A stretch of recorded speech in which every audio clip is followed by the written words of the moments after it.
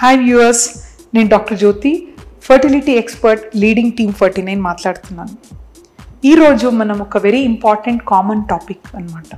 అంటే చాలామంది న్యాచురల్గా ప్రెగ్నెన్సీ రావట్లేదు, మనం ఏమి చేయాలి న్యాచురల్గా ప్రెగ్నెన్సీ రావటానికి, న్యాచురల్గా ప్రెగ్నెన్సీ రాలేదంటే రీజన్స్ ఏంటి అని చాలామంది అడుగుతున్నారు. ఈ వీడియో ద్వారా మనము న్యాచురల్గా ప్రెగ్నెన్సీ వచ్చేది మళ్ళీ ప్రాబ్లమ్స్ ఏంటి, రీజన్స్ ఏంటి ప్రెగ్నెన్సీ రాకపోవటానికి, దీని గురించి డిస్కషన్ చేస్తాం. సో ఒక లేడీకి, ఒక కపుల్ అన్నమాట, హస్బెండ్ అండ్ వైఫ్కి న్యాచురల్గా ప్రెగ్నెన్సీ అనేది వాళ్ళ రైట్ అన్నమాట. అంటే ఎవ్రీ కపుల్కి ఒక రైట్, హక్కు అన్నట్టు. సో మనం రీసెర్చ్ అండ్ సైన్స్ చూస్తే ఒక కపుల్ పెళ్ళి అయిన తర్వాత పిల్లలు కావాలి అని అనుకుంటే ఏ డాక్టర్ దగ్గర వెళ్ళకుండా కూడా 85%కి ఫస్ట్ ఇయర్లో ప్రెగ్నెన్సీ వచ్చేస్తుంది అనమాట. ఇది నేను చెప్పటం కాదు, గైడ్ లైన్స్ చెప్తుంది. అంటే ఫస్ట్ ఇయర్ వరకు ఆల్మోస్ట్ 84% విల్ కన్సీవ్. వాళ్ళకి న్యాచురల్గా అయిపోతుంది, ఏమి డాక్టర్ దగ్గర ఏమి ట్రీట్మెంట్ కూడా అవసరం ఉండదు. సెకండ్ ఇయర్లో ఆల్మోస్ట్ 92%కి న్యాచురల్గా అవుతుంది అన్నట్టు, ఏమి ట్రీట్మెంట్ తీసుకోకుండా కూడా. థర్డ్ ఇయర్ వరకు కూడా ప్రెగ్నెన్సీ కాలేదంటే మిగిలిన 8%. వీళ్ళకి కంపల్సరీ కొంచెం అంటే ట్రీట్మెంట్ అనేది ఏంటి అని మనం ఫైండ్ అవుట్ చేసుకోవాలి. సో ఇప్పుడు అందరికీ డౌట్ ఏంటంటే మేము ఎన్ని ఇయర్స్ వరకు వెయిట్ చేయాలి, 2 ఇయర్సా 3 ఇయర్స్గా న్యాచురల్గా కావట్లేదంటే, అంటే మన ఎవిడెన్స్ ప్రకారం 1 ఇయర్ వరకు కూడా ప్రెగ్నెన్సీ కాలేదంటే ఫస్ట్ ఒక డాక్టర్ని కన్సల్ట్ చేయాలి, ఏంటి ప్రాబ్లం అని మనం తెలుసుకోవాలి. ఎందుకంటే ఫస్ట్ ఇయర్లో చాలామందికి న్యాచురల్గా అవుతుంది, కాలిన వాళ్ళు కంపల్సరీ డాక్టర్ దగ్గర వచ్చి ఏంటి ప్రాబ్లం అని డెఫినెట్లీ కన్సల్టేషన్ చేసుకోవాలి అన్నమాట. అండ్ కొన్ని సిచ్యుయేషన్లో సపోజ్ హస్బెండ్స్కి ఆల్రెడీ స్పర్మ్ చాలా తక్కువ ఉంది అని ముందే తెలిస్తే they don't have to wait for 1 year, తొందరగానే రావచ్చు. ఇంకా కొన్ని situation ladies age 40 years above ఉందనుకోండి, మళ్ళీ వాళ్ళు 1 ఇయర్ వెయిట్ చేయకూడదు. ఎందుకంటే ఆ ఏజ్లో ఎగ్స్ అని తక్కువ అవుతూ ఉంటుంది అనమాట. సో సమ్ కండిషన్స్ వెయిట్ చేయాల్సింది అవసరం ఉండదు అనమాట. Now we'll understand what are the causes for infertility అన్నట్టు. అంటే పిల్లలు లేక ఎందుకు పిల్లలు అవ్వట్లేదంటే మెయిన్ 4 రీజన్స్ ఉంటాయి అన్నమాట. వన్ ఈజ్ ఫీమేల్ ఫ్యాక్టర్స్, లేడీస్లో ఉన్న ప్రాబ్లమ్స్ అన్నట్టు.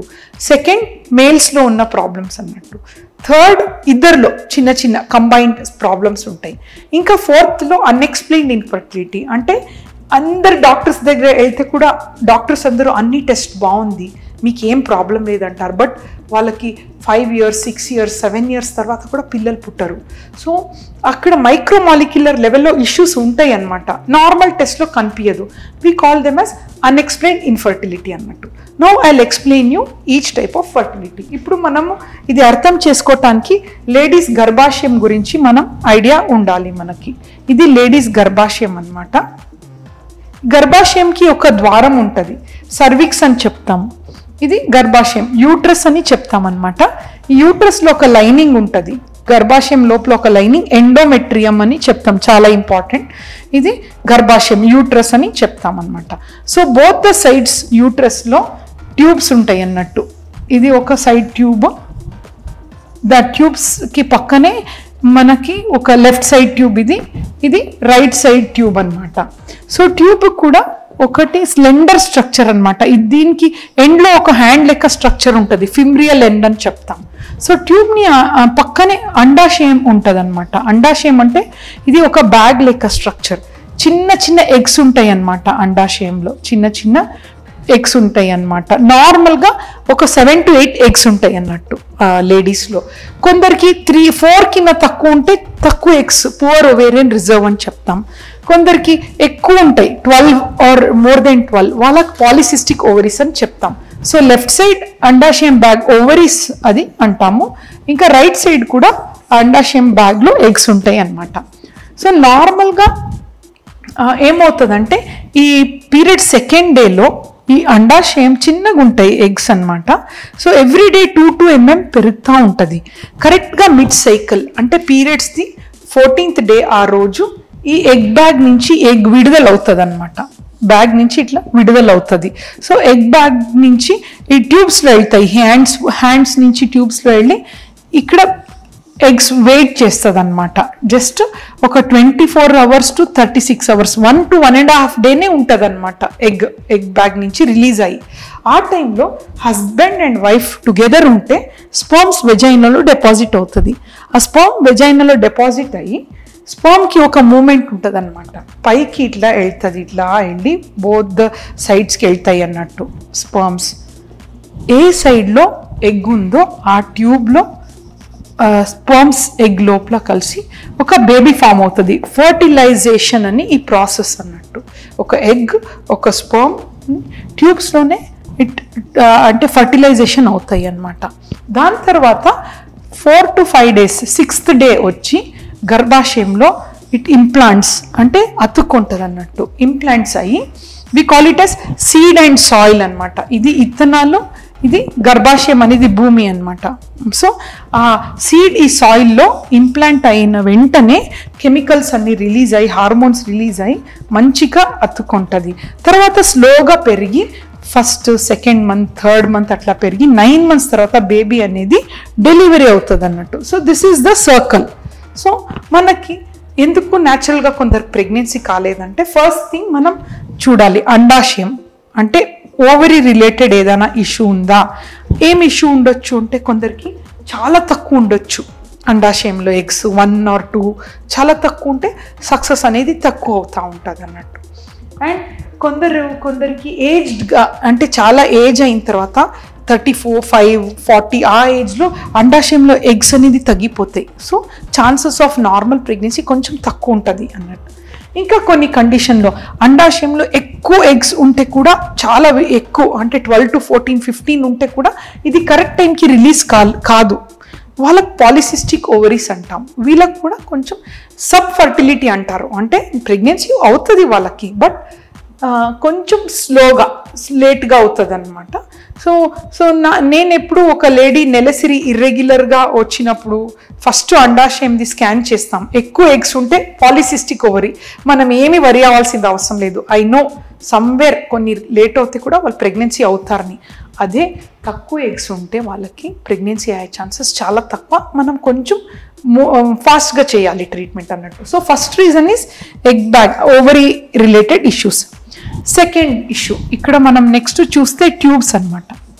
కొందరు లేడీస్లో ట్యూబ్స్ అనేది బ్లాక్ ఉంటుంది మొత్తం.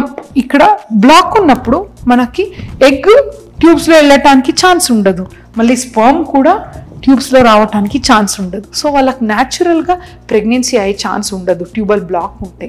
సో కొందరు అడుగుతారు 1 tube ఓపెన్ ఉంటే ప్రెగ్నెన్సీ అవుతుంది అంటే, ఆఫ్ కోర్స్ 1 tube ఓపెన్ ఉంటే కూడా ప్రెగ్నెన్సీ అయ్యే ఛాన్సెస్ ఉంటాయి. 1 ప్రెగ్నెన్సీనే కాదు, సెకండ్, థర్డ్ కూడా వాళ్ళకి న్యాచురల్గా అయ్యే ఛాన్సెస్ ఉంటాయి. నెక్స్ట్ ఇస్ థర్డ్ గర్భాశయం అనమాట. గర్భాశయం లైనింగ్ ఎండోమెట్రియం అది బాగా పెరగాలి, మంచిగా బేబీని 9 months వరకు తీసుకొని వెళ్ళాలి. కొందరు లేడీస్లో గర్భాశయం అనేది చాలా చిన్నగా ఉంటుంది, సపోర్ట్ చేయదు 9 months బేబీని. అండ్ కొందరికి గర్భాశయం మంచిగా ఉంటే కూడా పొర ఉంటుంది, సెప్టమ్ అని చెప్తాం. పొర ఉన్నప్పుడు అది పెరగటానికి స్పేస్ ఉండదు అన్నట్టు. అండ్ థర్డ్ ఈజ్ ఫైబ్రాయిడ్, గడ్డలు ఉంటాయి కొందరికి, ఎక్కువ గడ్డలు. అంటే నార్మల్గా ఫైబ్రాయిడ్స్ ఉంటే ఏమీ ఇబ్బంది లేదు, ప్రెగ్నెన్సీ న్యాచురల్గా ఉంటుంది.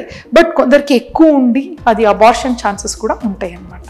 అండ్ ఇంకొక ఇష్యూ ఏంటంటే గర్భాశయం అనేది ఒక బలూన్ లెక్క స్ట్రక్చర్, చిన్నగా ఉంటుంది 6 centimeters.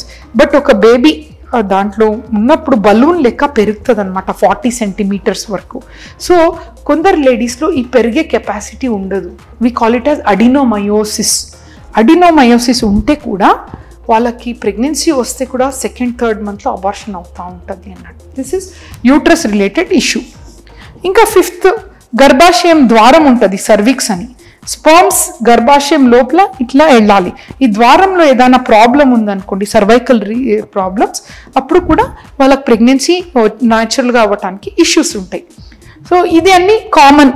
Other reasons like endometriosis అని ఉంటుంది. ఇటువంటి కండిషన్లో కూడా infection, PID, pelvic inflammatory disorder, ఇవన్నీ కండిషన్లో న్యాచురల్గా ప్రెగ్నెన్సీ అయ్యే ఛాన్సెస్ తక్కువ ఉంటాయి అన్నమాట.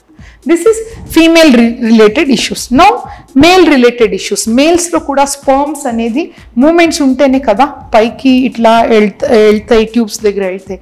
చాలామంది కౌంట్ నార్మల్ ఉంటే ప్రెగ్నెన్సీ అవుతుంది అనుకుంటారు. స్పర్మ్లో not only count, movements also very important. At least ఒక 40% మొటిలిటీ ఉండాలి, కౌంట్ అనేది 25 మిలియన్స్ పైన ఉండాలి, అండ్ స్పర్మ్ కూడా ఒక షేప్ ఉంటుంది అన్నది, హెడ్, నెక్ అండ్ టెయిల్. షేప్లో ఏదైనా ఇష్యూ ఉంటే కూడా న్యాచురల్గా ప్రెగ్నెన్సీ అయ్యటం ప్రాబ్లం అవుతాయి. 4% ఉంటే సరిపోతాయి మార్ఫాలజికలీ నార్మల్ స్పర్మ్స్.